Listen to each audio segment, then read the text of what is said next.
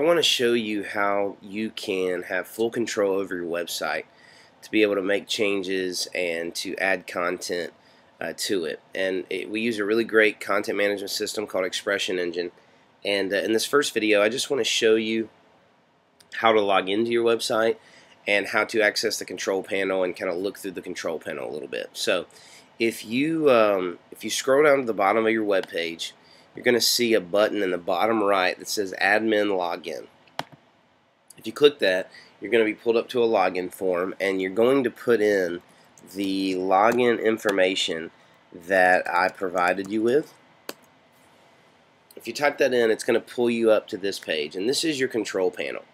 And this is the brains of the site where you're going to be adding things, making changes, adding users, maybe volunteers or people like that. So let's just take a second and look through this control panel so that you can better understand it. And if you can really get a good grasp of this, then you should have any problems making changes and adding content. So you're going to see 6 tabs, really 7 tabs. And on the far left, you're going to see Publish, and you're going to see Edit. Now these are going to be where you're going to spend the bulk of your time. And it's very important that you understand the difference between Publish and Edit. Publish is for content that does not exist on the website yet. You can't find it anywhere. You can't make changes to it. It doesn't exist. So a good example would be an event. If you're wanting to add a new event to the website, then the terminology there would be you want to publish a new event. So you would go to Publish and go down to Events and then put the information in, which we'll look at a little bit later. Edit is for information that already exists on the website, and you need to locate it and then make changes to it. Okay? So if you already have a kids ministry page, you don't want to publish a kids ministry because it's already on there. But if you're just wanting to change a picture, or you're just wanting to change a word or a misspelled word, then you would go to Edit, and then you would find the kids ministry page and then select it and then make your change. So it's really important you understand that concept, because if you go to publish something that already exists, you're going to have duplicates, and it's going to get messy, and it's going to kind of mess up the website. So always think to yourself, is what I'm trying to do change something that's already on the website, or am I trying to add new content? And the kind of new content you'll be adding would be events, ministries, or new About Us pages. So if you have new ministries, new About Us pages, or events, then that's what you're going to publish. But everything else will be Edit. So those are your first 2 tabs. Then you have a tab that is Edit Homepage, and this is really just a shortcut tab that I've put on here for you. By clicking on Edit, it pulls up all of the things that's on the website, so you could click on Edit and go to Homepage. And right now there's only 5 because the website is still being developed, but in a year's time or 2 years' time, you'll have hundreds. And so the homepage is where a lot of changes are going to be made. So instead of clicking Edit and go to Homepage, you can just select the Edit Homepage tab, and that will bring up the area where you can make changes to that homepage.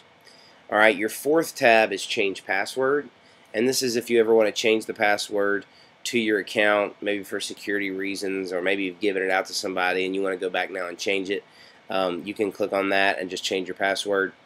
The 5th tab is Register a New User, and this is if you have a volunteer in your church who's going to start helping you, or a staff member who's going to start helping you work on the website. Then you can click on Register a New User and give them a username and a password, and then they will be able to log in and make changes. And then My Account and Admin are really 2 tabs you should never have to worry about. If you go digging around in there, you're more than likely going to mess something up and cause some problems with the website. So you're going to be spending most of your time on these first 2 tabs, Publish and Edit. If you put your mouse over the Publish tab, you're going to see a drop down, and this is the categories, or the parts of the website.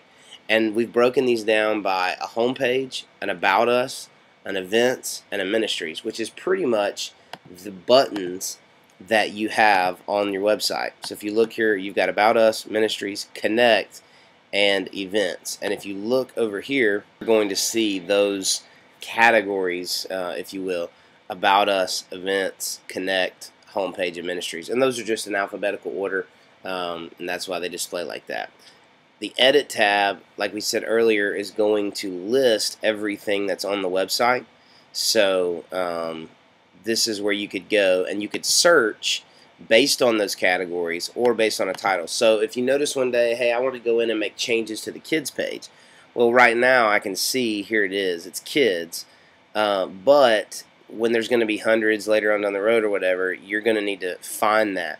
So you can either filter it by ministry and then hit search, and it's only going to pull up ministries, or you can type in a keyword like kids, and it'll pull that up for you. So that's how you find things that are on the website. So this is the control panel. It's pretty straightforward, pretty basic, and like I say, if you can get comfortable with this, you should be able to really work your way around and not have any trouble.